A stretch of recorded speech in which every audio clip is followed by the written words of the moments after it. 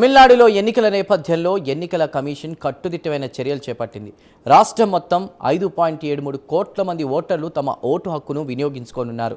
వీరిలో 2.93 కోట్ల మంది మహిళలు, 2.83 కోట్ల మంది పురుషులు, 7,728 మంది థర్డ్ జెండర్ ఓటర్లు ఉన్నారు. మొదటిసారి ఓటు వేస్తున్న 14.59 లక్షల మంది యువత ఉత్సాహంగా ఎదురు చూస్తున్నారు.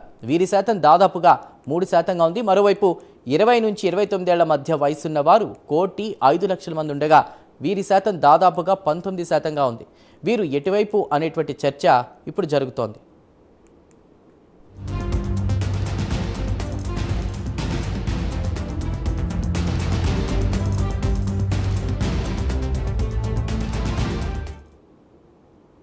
ఓటింగ్ ప్రక్రియ కోసం 33,133 ప్రాంతాల్లో 75,064 పోలింగ్ కేంద్రాలను సిద్ధం చేశారు.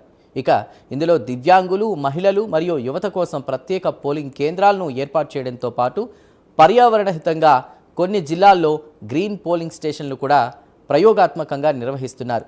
భద్రతాపరంగా 300 కేంద్ర సాయుధ పోలీస్ బలగాల కంపెనీలతో పాటు 83,875 మంది స్థానిక పోలీసులు నిరంతరము గస్తీ నిర్వహిస్తున్నారు.